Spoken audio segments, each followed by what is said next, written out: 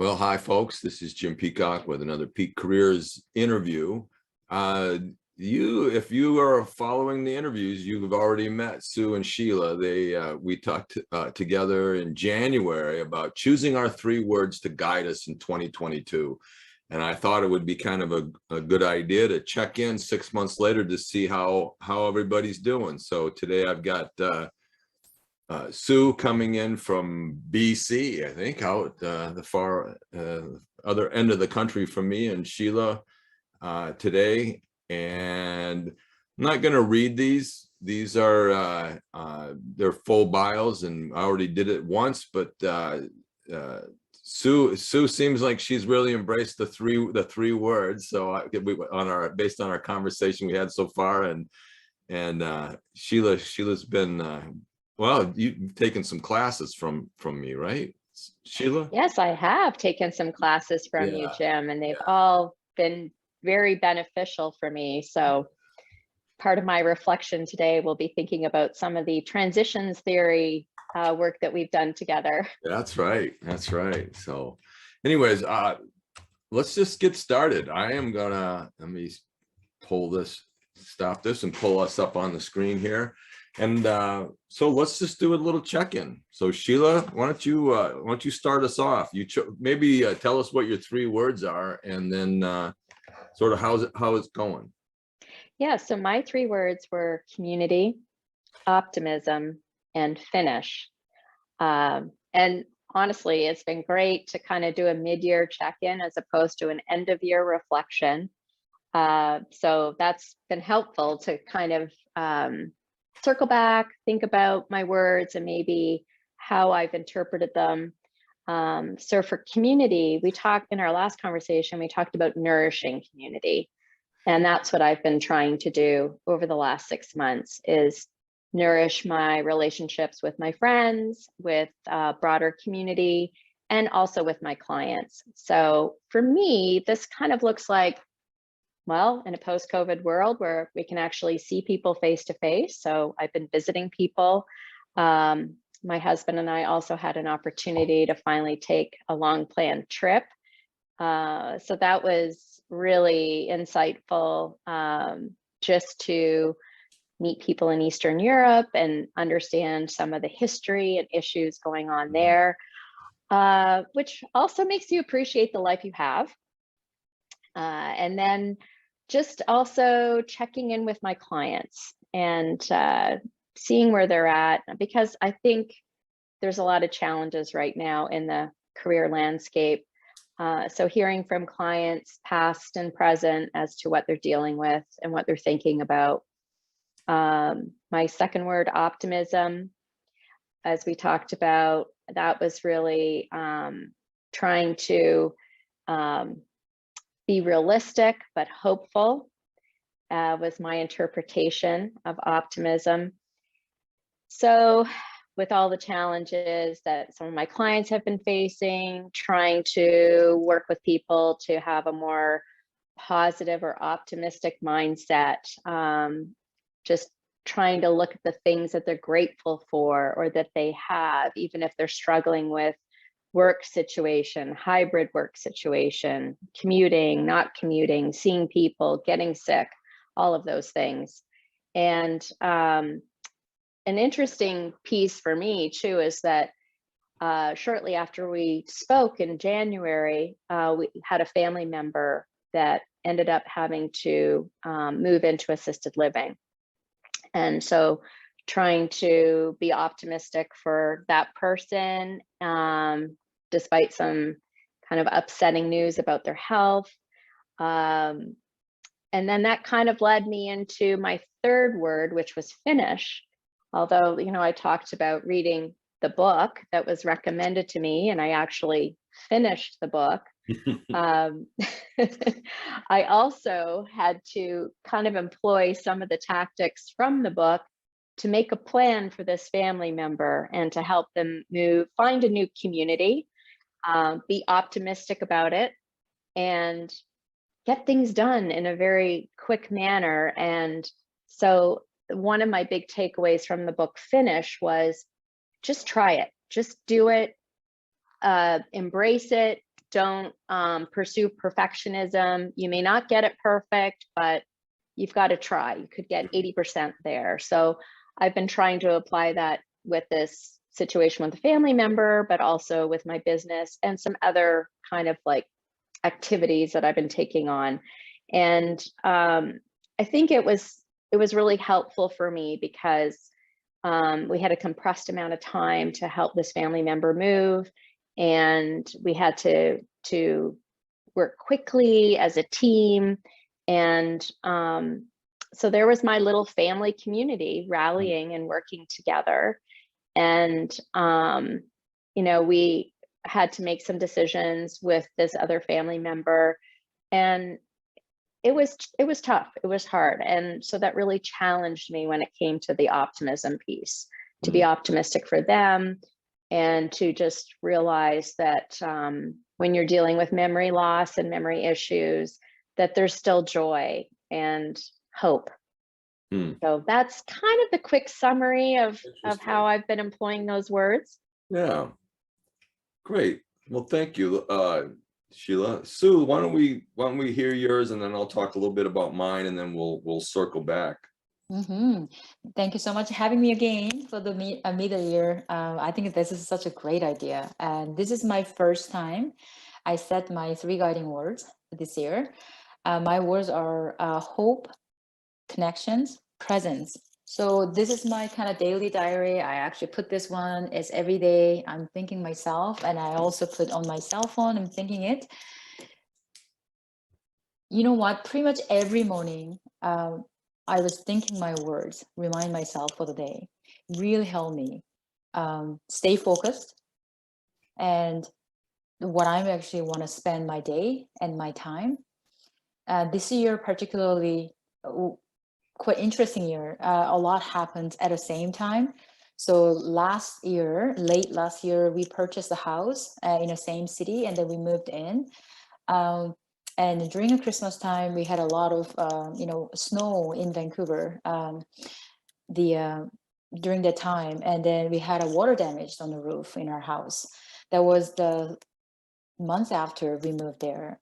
And there was a roof and side wall, and then the floors entirely got damaged in a newly moved house. Oh, geez. And then week after, all our family got COVID, myself too. My daughter just started a new school in January, 2 days after she got COVID. Oh. So we stayed home, water damaged the house. And also I was pretty much finishing on my studies, my master's. And I started my teaching course for autistic students on my special project. So all at the same time happened to me without these words, hope, connection, presence, that the time probably much tougher. And it really helped me out. First of all, the hope, really thinking the way how I think, really helped me to changing out because of the water damage, our family was able to stay at one of the fancy hotels in this city, covered by insurance. So we are actually thinking to celebrate every day. My husband, myself, my daughter say, "Hey, we are on staycation out of the house." And then our house actually got a fully renovated and covered by insurance. And we had a COVID, but we are able to spend the time in our family together closely. So that's actually really good. Had a lot of conversations together. And also my daughter just started to gratitude journal every night. And we are every day thinking, oh, what is the highlight of the day? And what was really grateful for happens? And every day we are thinking from the beginning and to the end. So really help me out, this one. I almost feel like these words are compass. It's like whenever you feel confused, whenever you had a conflict, and these guiding words help me to where I need to go. So yeah, that was my day. Oh, that was my so far the reflection. Yeah, I love your analogy to a compass, because that's definitely how I feel about mine. My words every time I do it. So my 3 words were similar to Sheila's. Community. I used positivity as my other word, and then balance. And for me, I feel that for that compass to work, I actually have to write those words every day, reflect or write those words. I can't just, I do have them posted over on my printer over here. I do have them on my desktop. I do have them on my mirror in the bathroom. I have them on the refrigerator, but I think you just stop seeing them after a while. And so for me, for that compass to work, I actually write them. And there's some days, so when I'm journaling, and I don't journal every day, I try to, but it just doesn't, I'm not like, panicked if I don't write in my journal. But when I do write, I always start with these words. So I write balance, and what does it mean to me today? As you said, Sue, I think it becomes my compass, right? What does balance mean for me today? I have a lot of work to do, but can I take time off and make sure that I get a workout in, or get my walk in, or get whatever, right? And community. So let me finish balance. Balance has probably been the biggest word for me, because I'm really dealing with trying to figure out how much I really want to work. I mean, it's the 10 years with peak careers. A lot of them were like, 40, 50, 60-hour work weeks. And I'm really trying to take that back. And in particular, because my wife retired a year ago. And so I'm really kind of trying to do a little less work per week. And how do I do that? How do I find that balance? So balance really has emerged as sort of one of the words and I think about it more all the time. And it's partly because of the time in my life, but it's also partly because it's my word. I write it down. Positivity has been helpful. Again, I like the analogy of the compass, because there's been days things are not so good. I actually got COVID twice in the last 8 weeks, and I've never had it. And all of a sudden now I had it in May, and I had it at the end of June, and I'm like, oh my goodness sakes. And so when I write that word, I almost have to do this gratitude journal, right? I almost have to, what are the positive things that are happening? What can I do? How can I look at this situation differently, as what's positive out of it? And I think the gratitude journal is a huge piece of that. So I'm actually going to be pushing out an article on LinkedIn here that actually talks about the gratitude journal and how you really need a 3-to-1 ratio. They've got the Science of Happiness. I took a class called the Science of Happiness and through Berkeley, and they actually had the research that shows that's kind of a tipping point. If you're focused on the negative too much, then everything will become negative, right? But there's a tipping point of at least 3-to-1. So you've got to be thinking 3 positive thoughts for 1 negative. And I think by choosing that word positivity, for me, it forces me to think about it every day. I'm thinking about the positivity. And so I think that's been a really great word for me to have chosen this year, because it forces me to think about it every day. And community's been a weird one for me. I think when I chose that word in the fall, because it was sometime, usually November, December is when I'm starting to think about my words. I was thinking, at some level, I was thinking maybe more of getting involved in the local community. And what I found is that community, every time I write it, I kind of think of different people.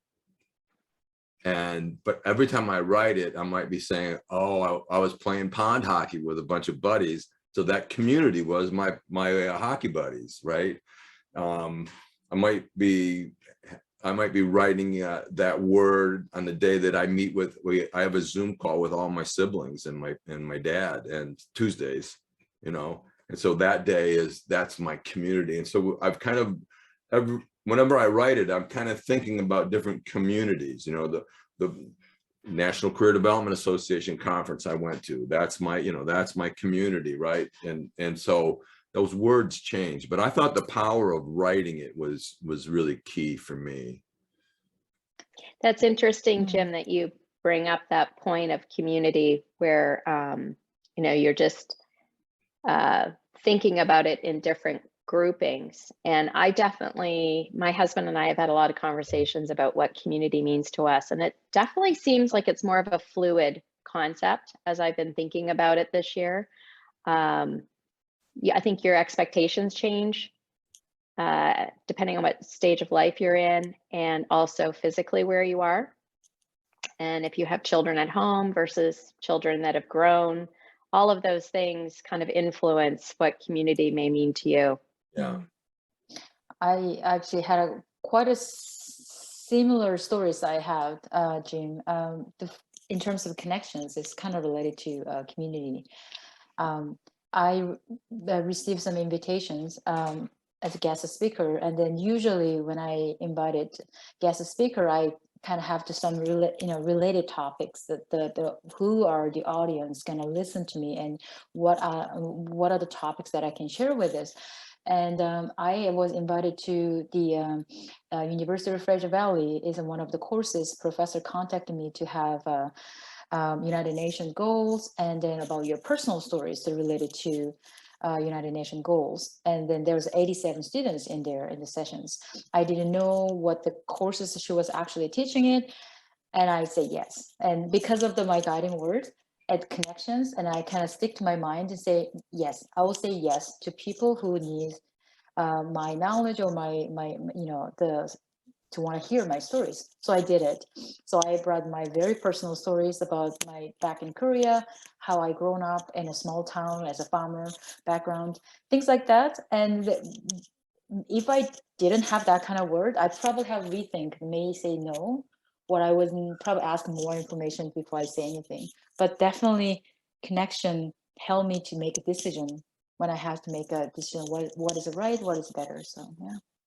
I think that's a great point, is that it does sort of guide you. I mean, that's what we say. I always say 3 words to guide me in this year.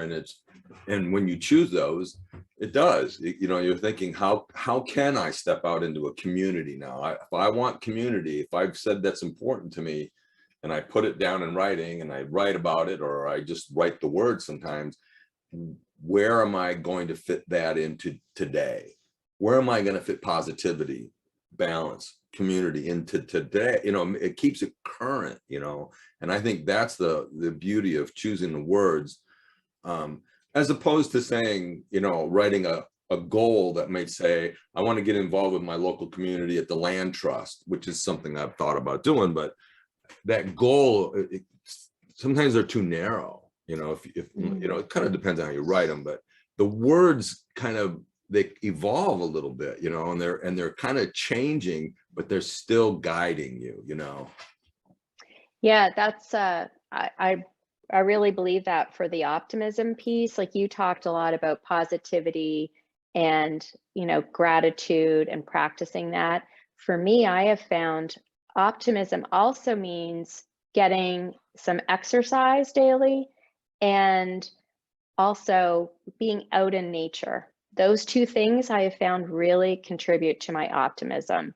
So just getting those endorphins going, and having 20 minutes of cardio exercise daily really can change the way I look at the world. And it's self-care, but it's also fueling and feeding my optimism.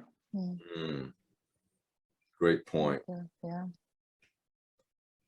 And it is interesting. We all and we talked about this I think in January, about we chose community and connection, and we all think it's sort of people are like, have been ready to go, and I think that's clearly why I chose it. But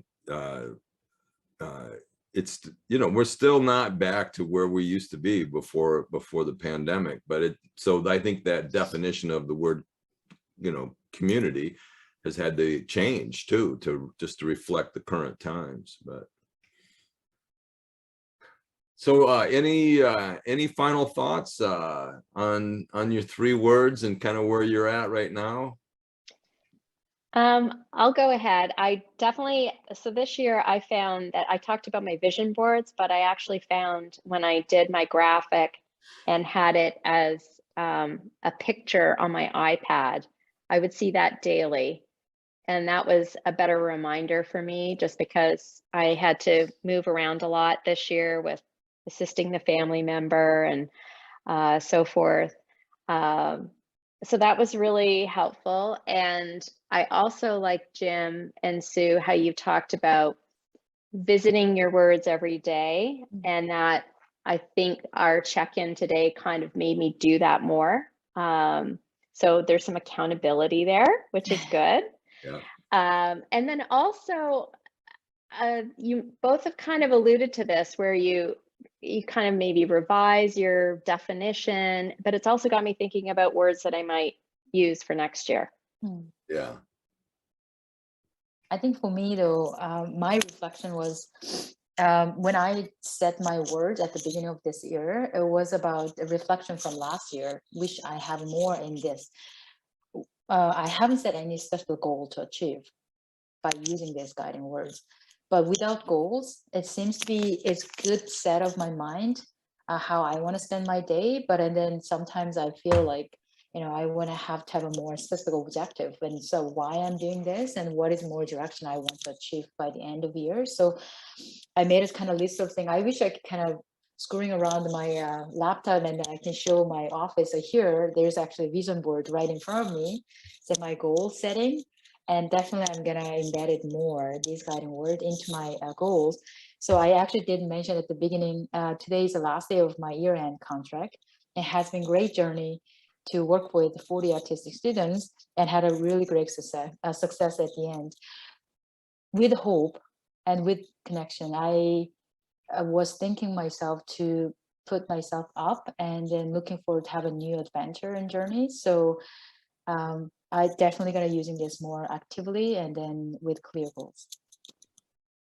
Awesome. Awesome. Well, thanks both for sharing that. Just to wrap up here, I'm Jim Peacock with Peak Careers Consulting. I started really in 2001 with a facilitating career development class, and I added the online discussion-based seminars. Face-to-face workshops is what I love to do. And this past spring, man, that was great. I had like I had 6 live workshops and 3 other workshops that I had in the spring. So it was wonderful. It was really like a coming out party for me, and it felt great to be out talking with people. And I actually did a presentation on mindfulness at National Career Development Association conference, and that was awesome as well. I'm the author of a field guide for career practitioners in the adventure of finding me in New Zealand. And if you are a career service provider of any sort, please sign up for my weekly career emails, and you'll get the top 10 tips of working with an undecided person. Feel free to connect with me on any of these platforms. I'm primarily on LinkedIn. That's really my happy place. So I'm definitely on there more than I am the other places. But Sue and Sheila, so nice to see you both, and thank you for sharing your updates on your 3 words. And again, thank you very much. Thank you so much. Thank you.